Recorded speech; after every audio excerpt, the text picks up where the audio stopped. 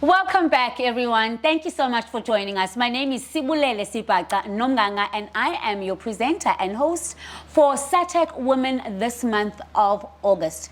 We are celebrating women who are doing incredible work in South Africa, in the region, and around the world. And we're having vital conversations about policy changes and how it affects women and girls around the world, but also we're talking about balancing of our roles. What are these roles? And today we have Sakhile Khaweka, who is the project manager for the South African Health Technologies Advocacy Coalition, a coalition that is hosted as a secretariat by the Aurum Institute.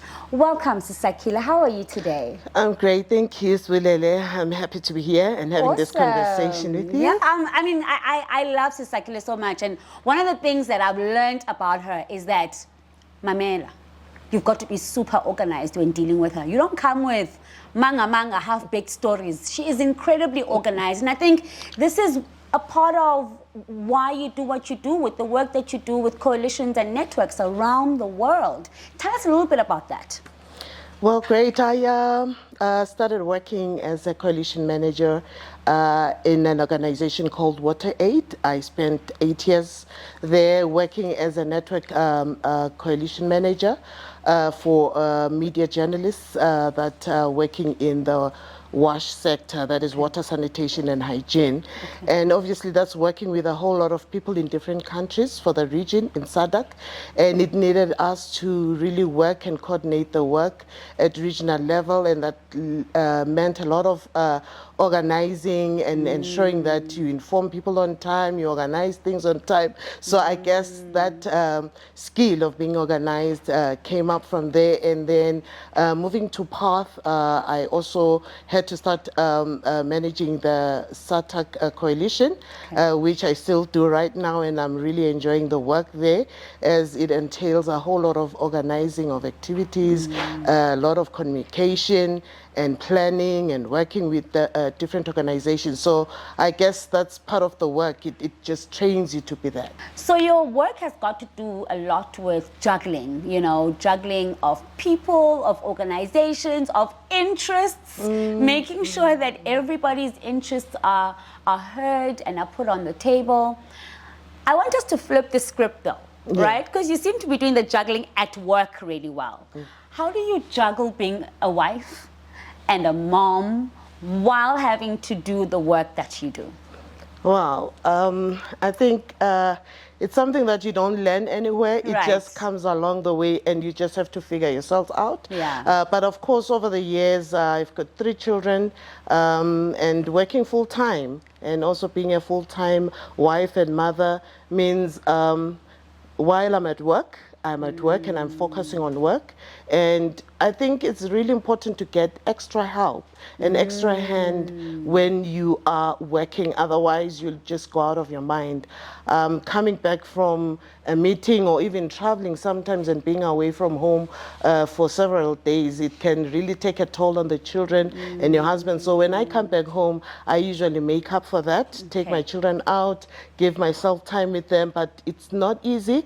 And I think it also talks to how your employer supports you in that. Yes. Yeah, because I think it's really critical that we have supportive support systems at work, support system at home, and just socially have support system. Otherwise, you'd go out of your mind. Yeah, trying to juggle everything. But it's enjoyable. I love being a mother, and I love the work that I do. That's why, because of the support I have, I'm able to give my best, and also the support that I get from my family. It also helps me to give my best at work. Yeah. I hope you have got a pen and paper out and taking down these strategies, because like she said, there's no notebook, there's no textbook for it. You've got to pick it up along the way, and we're here to help you most. We got you. You know this. So Sakhile, what are some of the stereotypes and biases that you've experienced in the workplace that negatively impact on the work that you do? Oh, wow. Stereotypes are the expectations that, for instance, in a meeting, a woman has to be taking down the minutes and notes. Excuse me. Imagine. Imagine. And how some pieces of work are assigned to women because they feel like women can do these things better. So I feel like we have to pull out of that and be assertive enough to stand our ground and refuse even to take more than what we can take, and also to stand up against those stereotypes and, be bold and assertive enough to say, I'm not doing this, or I want to do things a different way. So, in one of my earlier podcast episodes, we spoke about the fact that there needs to be a creation of safe spaces for women to gather and have conversations about what impacts them socially. But what we haven't spoken about is the creation of safe spaces for women in corporate. How is it that we can support each other as women who are in corporate, climbing the ladder while juggling home and children? Should there be more spaces? Is this what women in corporate want? Because it's easy for us to sit here and say, yes, they want those safe spaces. Do they even want these safe spaces, or are they managing? No, we definitely need those safe spaces. We need people that will champion our cause. We need people that will speak for us. And I just recently read another meme saying, for a successful woman, there has to be 5 other women that will proofread her email so that whatever mistake, they can have her covered. Yeah, so we have to cover each other. We have to uplift each other. We have to speak for each other. We have to mention our names or the names of the people that you're promoting in those spaces where you have access and platform. So we really need each other. We need those safe spaces, and we women have to create them so that we are able to be in those platforms and spaces where we can speak, where we can be heard, where we can bring our ideas without fear of intimidation or stereotypes or having men splaining us. I don't know if people know that terminology. But we've experienced it a lot, where you say something and then some man somewhere comes and says the same point that what you were trying to say was. What she was trying to say was, I mean, really.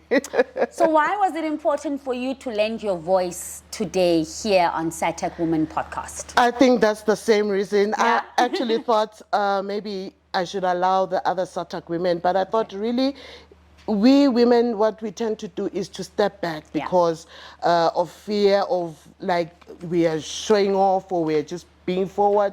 No, if you don't take the risk and the boldness and the big steps, there'll be always somebody pushing you back. So you got to put yourself out there so that you are ahead, so that people can know what you're doing and the difference you're making in your space. No one will speak up for you. Somebody has to push you up. You have to push yourself up. So Sakhile, in closing, what advice would you give women who are trying to find the balance and the harmony between personal and their professional roles?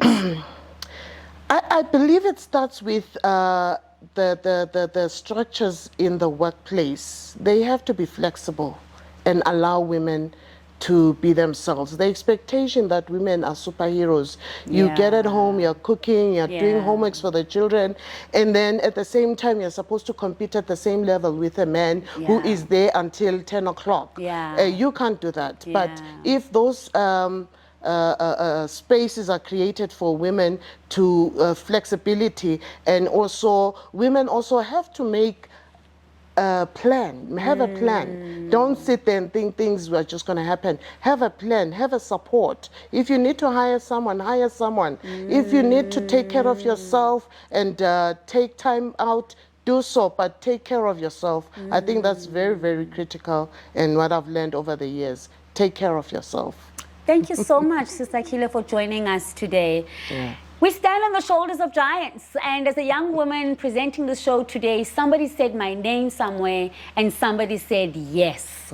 And that is why we really need the message that Sister Sakhile was speaking about today to resonate with each and every one of us. Who would have known I would have been a podcast presenter today, but it's because somebody believed in me when I didn't believe in myself. Thank you so much for joining us. See you next time. Bye. Lovely.